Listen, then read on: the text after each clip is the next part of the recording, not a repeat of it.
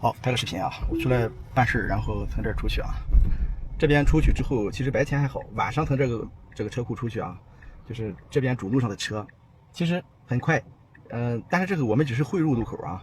然后呢，就是其实白天一般我们人视觉去看这个左侧的也只有左侧的车嘛，是吧？就是其实就只看到灯嘛，那个距离感是不够好的。但是 FSD 开呢，白天晚上一样，它这个汇入你看后面还是有很多车。它这个汇入就让你比较放心。其实人类的视觉确实是有一些就是缺陷在里边，但是我们完全够了呀，是不是啊？其实晚上的距离感肯定差一些，但也够了。其实我就为什么要拍这个视频啊？就是我感觉我今天又看他们在那说，就是这个所谓的这个纯视觉的缺陷，什么弊端，然后激光雷达多牛逼也就言外之意呢，就是激光雷达没有缺陷呗，牛逼呗，是吧？但是其实这一类人啊，我觉得有一部分是又蠢又坏啊，有一部分是真蠢。就是我怎么样去说呀？因为我们所有的人，比如说我、你，所有的人类，包括所有的动物，其实都是纯视觉的动物，都是纯视觉的。包括所有的路，你看这个线，导流线，包括这个路牌，是不是啊？前面是个环岛，是个路牌，然后什么去哪个往这走是什么？那边芳草地，那边什么？是不是啊？这边掉头的标，然后3.5米高啊，这些所有的这个路牌路标啊，我走的对吗？不是走环岛吗？我们，走的对，我以为环岛呢，我也不知道，反正设导航上自己走的。这个红色箭头的灯就是所有的吧，包括这个红绿灯啊，包括这个地方不让停啊，经纬大道是吧？这所有的吧，变了啊。包括地上的标线，所有的东西都是给纯视觉的人类准备的。这个世界上的所有动物好像都是纯视觉，除了蝙蝠有那个啥，他们说蝙蝠为什么不进化出眼睛？意思蝙蝠是我看到这种评论我就感觉很奇怪，难道蝙蝠是这个地球的霸主吗？它是最优的吗？显然不是啊，它只是见不得光，然后长时间眼睛退化了这么一个动物啊。而且蝙蝠经常撞墙的。因为好多人又说出来我慢慢的跟你们聊嘛，反正是你们想听听这个激光雷达，我跟你聊透它是一个很弱的一个东西。它有优势吗？有优势。我其实也说过几次了，它的优势是那个所谓的准确，就是那个测距准确。比如说我距离前面的这个车，我现在认为是多少？是50米。那你拿个激光雷达去一测，可能是55米，可能是48米就是刚才那个距离。那是不是我这个人没有激光雷达准就不行？没有问题的呀。那我们所有的人类开车都会说是因为视觉导致去撞车嘛，导致开到沟里面了嘛？是不是啊？不会吧？那你们人类走在路上我们人类走在路上，有谁说是这一个台阶，说他眼睛看见了，他就识别不了，然后绊倒了前面一大沟他走进去了前面一堵墙他撞上了，有这种人吗？我觉得没有这种人吧。他哪怕是个弱智，他也不会吧？他的眼睛只要不瞎，是不是啊？只要不近视，就眼睛没毛病。你比如说晚上有些青光眼，看到一些光线就受不了了，就看不见了，就不对了。那当然这一类人，那可能是说激光雷达牛逼，然后说视觉有缺陷的人是不是有青光眼啊？那也不得而知了啊。那可能有点缺陷，不然的话为什么作为一个纯视觉的人类完美吗？非常完美。你看我们跑跳啥的这种定位，哪怕地上一个小石子，我想起来非常完美。有谁觉得我们人类这个视觉不完美的？没有吧？我们完全够了。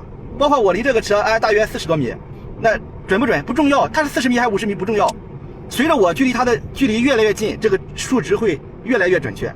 比如说我慢慢的靠近它，30、40、20、10米、8米，我的车距离它3米、2米，很准。比如说我的手距离这个屏幕30厘米，准不准？你不信你拿个尺子量一下，也就是30多一点，或者30少一点，很准。我再慢慢的靠20厘米，慢慢的靠10厘米，再靠1厘米，1毫米，准确到1毫米。你能理解我说的意思吗？就是我们人类不需要特别准确的一个数值，这么多车离我2、3米、3、4米，我没必要绕它。但具体是3米还是2米5还是3米5不重要，是吧？这就是纯视觉。他们说纯视觉的缺陷我也不理解。就是我首先说一个激光雷达的所有的，它有摄像头所有的缺陷。激光雷达有摄像头所有的缺陷，你们记住了激光雷达有摄像头所有的缺陷。对，你们仔细品这个。那摄像头有什么缺陷？比如说大雾，它没有雾的时候看得远，那激光雷达也是一样的。激光雷达，我先说一下激光雷达是什么。激光雷达是一个设备发出去一束激光，这束激光遇到前面的物体又反射回来了。所谓的什么192线多少线，就是发出去多少根儿，你知道吗？你看，比如说192线120度的视角过去，哎呦我操，它为什么往这儿绕？它为什么往这儿绕了一下，吓我一跳。后面的摩托车的事吗？离我还挺远的呀。啊，他刚才就是那个减速的时候，因为减速比较急嘛，然后往旁边绕了一下，就是给这个摩托车可能虽然离我还有一段距离，就是给他的更多的空间，不要撞上我啊。这样的，这是纯视觉嘛，是吧？就是他计算了这个他的速度和我的减速度啊，避免了一个就是，当然也你就不绕，我们人类开车也是，我们不看后面基本上。当然我开车的话，我如果急刹的话，我会看后视镜后面有没有车会追我的尾，如果会追我的尾，我会就是去绕，就是找一个最优的这个选。一般这种情况出现在高速上，前面突然堵车，人就是这样嘛，对吧？哎，刚才他有一点往这绕一下，有一点吓了我一跳啊，就是有一点不大像我开，但是我开的话可能也会，因为如果我发现前面急减速了，我也会去急减速。急减速的时候，我也会看后视镜有没有问题。如果有车在我后面跟着，我会比如说在我一个摩托车吧，我会往这绕一下，别让它撞上我。如果后面是车的话，我直接就变道去那边。你能理解我这个意思吗？我怕他刹不住，我刹住了，我怕他刹不住。这样的一个操作啊。刚才这种情况我还头一次遇到啊！你别说开了这个，我开 FG 几万公里了呀？我开 FG 是33000公里，34000公里，1年多啊。然后这个还确实有一点害怕，因为它不是直接刹车，是往旁边靠了一下。但是因为我比较放心嘛，我也没看后面。刚才我一看，哎，为什么？然后看后面，有个。但是说实话，我刚才看后视镜，我看不到那个摩托车，我没有看到。他可能就在我正后方，我的后视镜只能看我的侧面嘛，后侧面，就是我没看到，所以说我感觉很奇怪。哎，一会儿他从那边视野里边出来了，到了那个电瓶车吧，摩托车，到了右侧这个啥了。这个激光雷达呀，它有摄像头所有的缺陷。你比如说激光雷达，目前的那个激光雷达，它们是1550纳米的这一个红外波段。这个波段是不可见光。什么叫不可见光？就是人类看不到的光叫不可见光。那人类能看什么呀？人类是看350到700纳米的这个波段，所有色彩的光都在这里边，所有的光它能看到这一个，哎，不能说所有的吧，大部分嘛，就这个波段的。但是超过这个700，我们看不见了，人类看不见。你看，比如说那个，其实激光雷达它用的是红外光啊。其实我一说红外，是不是你们觉得就很 low 的哟？但它用的确实是红外光，它的光和什么一样？就和我们的电视遥控器，就最老的那种电视遥控器，我们要怎么样？要对着这个电视的那个遥控的接收的口，哎，对着它按，哎，能开。歪一点可能就不管用了，这种就淘汰了。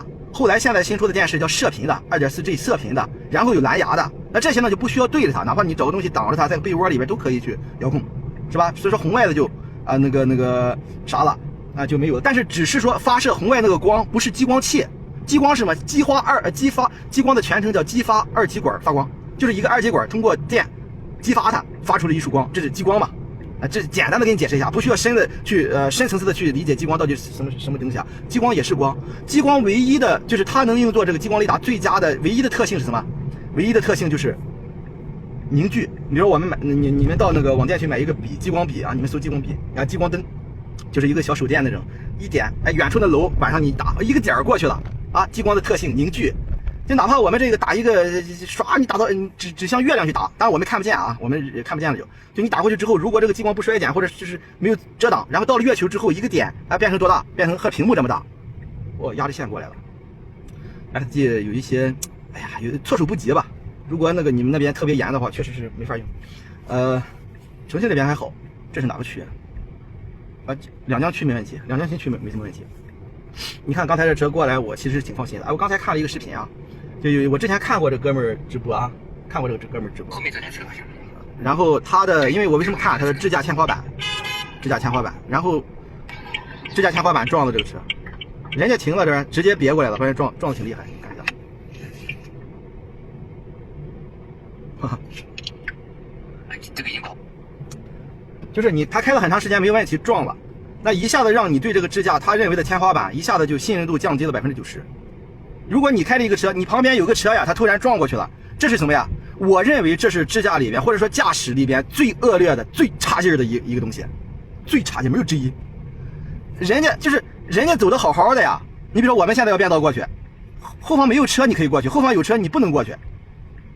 你不能过去啊！你过去撞了别人，这是最恶劣、最弱智的一个违章，一个全责事故，是吧？那我想去那边，这边有车，你能过去吗？我们正常人不能过去。但是我如果再前一点，我前面空着，我要过去，我们没有看到右后方有车，这也是很恶劣的。这个地方啊，我们前面这是6个车道，6个车道左侧3个能走，右侧最右侧能走，中间这2个车道是不能走。我们现在在哪个车道我也不知道啊！重庆好多这种路啊，我得数那边是几个，2个、3个、4个，我们应该是在4车道。从那边数1、2、3，我们在3车道，我们现在3车道是不能走啊，就是我们要自己去数，因为我也不知道这是哪个车道啊。我的经验告诉我，从右边数的话，大多数是从左边数，但左边我看不清那边是2个车道还是3个车道，因为人的眼睛，这就是人的视觉的一个缺陷嘛，这也算吧，应该是2个车道，3个、4个。那从那边数，我们是第4个啊，对，我们在这个第4个，我们现在这个灯亮起了啊，这个路口就相对来说比较挤，我们可以看一下纯视觉这个怎么样啊，这个处理这个路口。而且这个地方我之前走的时候啊，前面的公交车经常会别你。因为公交车嘛，你要是那么大个车，然后这么堵，这个你要不来回别，不来回去博弈，也确实是效率太低了，这个也是理解。咱们一会儿看一下会不会有这种情况啊？我们现在又变了啊，我们现在变成红灯了啊。这个我们是车道3，只从那个右侧开始数1、2、3啊，这样的。它是这样，你看它那个灯的旁边有个车道1、车道2，一个车道1旁边一个灯，然后车道3就从右侧开始数，这个路口从右侧开始数，因为从那边数好像是不大好数。从这边数1，但是如果你人在那边的话，它也不好数。但是你走到路口，就是前面会写着，就是你是几车道。但是如果一直有车压在上面，你也看不见。我们现在这个又亮起了啊。就这种路，其实在有些城市都有。你看写了个3，FT 不敢走，我点一下，他怕走错了，也可能是给这个车怕离这个车近，他不敢走，因为他也看不清这些灯，他有的时候是识别错误就闯了，有的时候他就是他搞不清。那这个车为什么要挤到我前面？说实话，我不大理解。我们再回来说那个激光啊，激光是1550纳米的这个红外波段，是人类的不可见光。这个波段的穿透率是不如350到700这个人力可见。当然，这个就是摄像头也可以有1550波段，知道吗？就是好的红外摄像头啊，就是这种全波段摄像头啊，能到2500波段。你能理解吗？就是它比人看的范围更广。你们买过那种100多块钱的那个监控吗？就是一点光都没有的情况下，它是可以的，知道吗？那个车可能是要去那边，然后一直是往这边去汇出。我们是走哪边？我也不知道啊。我们也是要这边过来。你看这些大车，这个一直要别着这车过来，为什么？它不别行不行？不行的。所以说这个路口相对来说比较复杂，就这边的车要去那边，这边来的车呢要去那边。其实这个对我 FSD 来说是没有问题啊，包括这个车可能也是要到这边去对 FSD 是没有问题的无非是你让还是不让，博弈还是不博弈。FSD 这种情况都会让的就很明确，他们要过去也打着灯，这种肯定会让他不会去顶上去去博弈这个不会的。那按理说，如果我们不让他行不行？如果我们在车道内也不让他，那他们要撞了我是他的全责我们没有责任的但是呢，就是我之前上一个视频我说了，就是有好几倍的事故都是靠无责方去避免的。什么是无责方啊？就是如果我被撞了，我没有责任，但是我也去就是我没去撞，就是我这个无责方避免了。比如说我们现在在车道内走，这个车过来了，我们撞了他，我没有责吗？没有责任，他别了到了我们车道内了嘛，是吧？但是我没有去加速撞他，就是我无责方避免了。能理解我说这个意思吗？这个灯这个地方 FSD 也看不懂你们来你们也看不懂这个灯吧，这个地方路口我跟你说是1个、2个、3个、4个车道。4个车道呢都能直行，最右侧车道是可以直行可以右转，也就是说我们在这任何一个车道都可以直行，我们要直行过去。这一段挺有意思这就是重庆最堵的那一段路，前面是之前好像不是很堵，这是观音桥东环路分10段吧，这个地方很堵。然后呢，你们也不会走，就是这前面有你们是不是看不到能看到吗？我看一下能看到那边有个红绿灯是吧？那红绿灯有一个直行的箭头有一个右转的箭头是吧？那右转的箭头呢亮起，那很明显是可以右转。如果在最右侧车道的车可以右转。是吧？那它有一个就是直行的箭头变红了，现在是变红了，你现在是变绿了，那所有的车道都可以走但是有可能怎么样？有可能那个箭头变，我也看不明白了。有可能这个箭头变红的时候，我们这边还可以走，那但是左侧那个车道就不能走，你能理解吧？我也看不懂，但是我后来研究是这么个意思，就是刚才那个路口，就是有一个灯专门管最左侧那个车道。你看，包括这个车横着过来了，我们撞上它，我们有责任吗？没有责任，因为我们直行，它直接横着过来了嘛。那我们如果去撞，发生事故，我们也没有责任，包括支架险不支架兜底都跟我们没有关系。但是确实撞了，我要浪费时间去修去走这个理赔是不是？他让后面那个建平好像是建平车好像是我不让，那个建平车想过这个建平车想过来，他刚才想让他们先走，我没让他。就是 FSD 确实是有一些过于保守，它会让后面的车行人，如果后面我们走的比较慢，这样去慢慢的走，后面如果有个电瓶车很快的往前走，那其实它那个电瓶车的意图呢就是要超过我们，但是它就会减速让他们。那如果我们不让它有问题嘛，其实也有风险，但是也风险不大，因为他们骑着电瓶车看着这个没有空间，他就也无所谓。你看这个车好像要出来，他想让他不让他啊。FSD 对这种安全做的非常非常的好啊，好的有一点让你感觉有点墨迹。V14的话好像这一块就。其实我认为不能去博弈啊！我说错了，刚才是这个路口啊，是这个路口啊，是这个路口。我刚才说错了，我有点晕了。刚才的路口是没有问题啊，就这个路口，你看右侧1、2、3，右侧是，我们要停啊！这个红灯在前面亮起了，这个是对的。我们在车道2，就是车道1和车道2是靠这两个灯去控制的，右侧的1、2、3那几个车道是不受灯控制的。但是 FSD 如果在右侧那个道，它也会停，因为它以为红灯亮了，就是你们来你们也不会走，你知道吗？你看右侧的车一直走。红灯的话是只控制我们这两个车道啊，你知道吧？但如果 FSD 我们现在在2车道，如果我们在右侧车道，它也不会走，它觉得也是红灯，知道吧？所以这 FSD 那个对这个交通灯这个我们中国这个路啊，一个城市一个样，就太多了，这种情况太多了。刚才我想错了，我把这个路口想成刚才那个路口了。我们这个地方走内侧和走外侧都是一样的。我自己开车习惯走内侧，然后他要走外侧。其实走内侧好像没有走外侧好。那对，因为内侧那边有几个有那车，好多车是往左侧汇入这个路口的，会减速啊，会排队啊。走外面的话就没有。好像这个栏杆的原因就是这个吧？你看有人要过 FSD 就会让他们，就是他这个安全性就让我感觉就是非常的安心。你说让还是不让？我觉得会让，一定要让他们。后面有一个摩托车要往前走，他又想让他先过去，但是就刚才那个让的很好，但是后面这个让就有点过分了，你直接走，他不会去撞你的。好，马上我们就到了，还没讲完是吧？讲的有点乱，反正我们就闲聊嘛。哎呦，他突然减速了 ，FSD 一个绕。前一段时间我看了一个V12的就是一个车突然减速了，一个 FSD 撞上了。但是说实话，那个 V12他们破解版在中国没有适配为什么人家不推这个 V12？肯定是有问题不够好。因为有的 V13你不能去推 V12的，包括他们说再推还是推 V13，不可能的。有的 V14你再推不可能推 V13，因为 V14比 V13要强了太多了，一个就是这个提升是非常非常巨大的一个状态其实也就是闲聊，就是这样。就是总的来说，我就最不理解的是为什么一个纯视觉的人类会质疑纯视觉，我不大理解啊。难道你走在街上经常撞，经常掉沟里吗？是不是？我显然是不大理解的。我们拐弯过去到了，下面一个红绿灯过去到了，那就拍到这里吧。然后你们那个激光笔，你们可以做一个实验啊。它那个激光就是目前的激光雷达，它那个大约是950纳米的这个红外波段，或者是1550啊。那这个红外波段是非常弱的啊。我这个快到了，我就把导航取消吧他不敢走，他以为到了，因为我刚才的导航那个位置就是在楼的左侧，然后路呢要从这儿绕一下，他就不敢走，他要停那儿，他觉得到了。好，我前面找个地方，找个车位去停车。就是这个1550的这个红外波段，它这个穿透力是很弱的啊，它比人这个可见光的穿透力很弱。你们可以百度，可以豆瓣去搜啊，非常弱的啊。这边有车位，我开过去了，好吧，接管一下啊。好，那我视频就拍到这里吧，好不好？就是我想停在哪个车位这种就是 FSD 是没有的，到现在 V14也没有。如果我觉得到了后面那个 V15有可能会有这一类的吧，比如说到了这儿能识别多车，到这儿就可以了，就可以选自动泊车。但我一般不用特斯拉自动泊车，自动泊车很烂，而且我停车喜欢靠右停或者靠边停，就是你比如说我这靠这边虽然压着线了，但是离右侧车比较远，然后离左侧车也比较远大约这样的一个习惯吧。它这个自动泊车就没有这个，只能停在这两个车道线的中间，好吧，那就这样吧。然后该说的基本上都说了吧。激光雷达是很弱的，你要知道这个就行。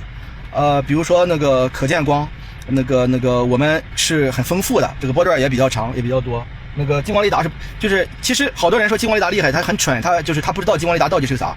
然后激光雷达它的穿透力是很弱的。你们知道激光雷达为什么不伤眼？你知道为什么不伤眼？因为人的眼睛里边有水，比如说我们的视网膜、我们的晶状体，它里边都是含水。然后我们现在车用的激光雷达发出去的激光，如果看到人的射到人的眼睛是没有任何伤害的。为什么？因为人类的眼睛有水，只要有1毫米厚的水，就能把全部的激光雷达发出来的光都给吸收。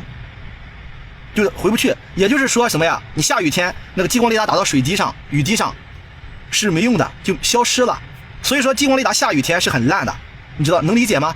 这个都可以考证的啊，你们可以去问。那即便是有一些在坑隙打过去就反射回来，它碰到水滴也会消失很多。本身什么多少192线、896线，本身就很少的像素点，很小的点云的点。那经过这种水的吸收就变得很少了。然后呢，那个再回来就变成很多杂讯。它遇到水，有的被吸收了，有的没被吸收，变成了杂讯，全是雪花。而且你们可以搜一下激光雷达成像啊，是它类似于彩超那种、B 超那种感觉，就是很弱的，甚至让你看一下你都看不出来是个啥。很弱的，它没有我们人类看的这么清晰啊。比如说这种高分辨率，我们人类的眼睛号称16K 啊、32K 啊，这种上亿像素的这种分辨率啊，没有这么清晰啊。它因为那个激光雷达只是几十万像素，是最早的相机、手机有相机以来，好像就是30万起步的吧，诺基亚当时的。所以说你们不要以为激光雷达36度今天很热啊，不要以为激光雷达就是无敌的，它的穿透力很差。你们可以做一个实验，找一个鱼缸里边滴上几滴牛奶，模拟雾天，然后你们拿那个激光笔，那个激光笔不是单波段啊，是全波段的，就很宽的一个波段的激光，然后你照射，没有加那个牛奶的时候是很透的，没有什么遮挡，只有折射。然后你加那个牛奶之后，随着牛奶的多，它会变散，它就没有那个激光的特性了。就是我们为什么用激光作为这个雷达，就是它的特性就是凝聚，你发出去多粗，回来多粗，你可以这样理解。那其他的光源能不能发出去1550纳米的红外光了？能，所有的光源都能。比如说 LED， 比如说卤素灯，比如说就这所有的光源，只要发光的东西都有可能让它实现这个波段、这个频率，能理解吗？那为什么没有选用那些光源？因为那些光源的特性是没有激光的这种凝聚，它发出去是扩散的。你发出去一个点，回来是一个圈，那它本身激光雷达就这么点儿，就无法成像，你能理解吧？那如果是 LED 发出去的1550纳米这个波段的这个红外光和激光发出去的，它的能量、它的特性一样吗？没有任何的区别，你能理解吧？就是如果 LED 你通过一个罩子让它聚光了，那它和激光发出去是没有任何区别的，你能理解我说的意思吗？并不是激光就牛逼，但是有很多人说激光，我们从小看电视啊、看科幻片，激光枪、激光炮就感觉好厉害的一个东西，但其实激光就是激发二极管发出去的一种光，那它的特性就是凝聚。大概就这么个东西吧，好吧？就是一般我认为啊，就是蠢的人是比较多的啊，就是我认为就是坏的人还是就是又蠢又坏的也有，大多数以为激光雷达是神的，他就是很蠢。我们人类的视觉是很宽的，包括这个雾天，我们可见光和不可见光，当然摄像头是比人也要宽啊，摄像头也可以去看这个。也可以去看这个那个也可以是覆盖人的可见光，也可以覆盖这个不可见光，而且是超过1550纳米这个波段的啊。最好的摄像头目前能到2500啊，是完全覆盖人和不可见光这些光源里边的。你看我们这个摄像头就没有任何光线的情况下，你就可以看，包括特斯拉的这个室内的这个监控摄像头，没有任何光线的情况下都可以对人类我们这个驾驶员做监控啊。你们可以在这个摄像头预览里边就可以可以去看啊，就可以看到这个在有光的下、没光的下都可以看到啊。而且它这个是混合型的啊。什么是混合型的？比如说我们这个红外线的光，你在这个监控吧，你在没有光的时候，哎，你看到一个黑白的红外线很清晰的啊，一个成像。但是如果有个地方有一个稍微亮一点就过曝了。然后特斯拉这个不是啊，它这个既能同时显示没有颜色的这个红外的这个没有光线红外成像的这个东西，然后一个光打在这腿上很亮，然后它也会保留这个细节给你成像啊，就是也不会过曝，就是它一个混合型的。就是我说这个什么意思啊？就是摄像头有这个能力覆盖所有的激光雷达的波段，所有的啥？既然激光雷达也是光，而且波段很单一啊，然后呢，穿透力呢也不是很高，然后呢它就有这个摄像头所有的缺陷啊，摄像头看不到的它也看不到，它也过不去，过去了回不来。好吧，我到了，我去吃饭。好，就这样，谢谢大家啊。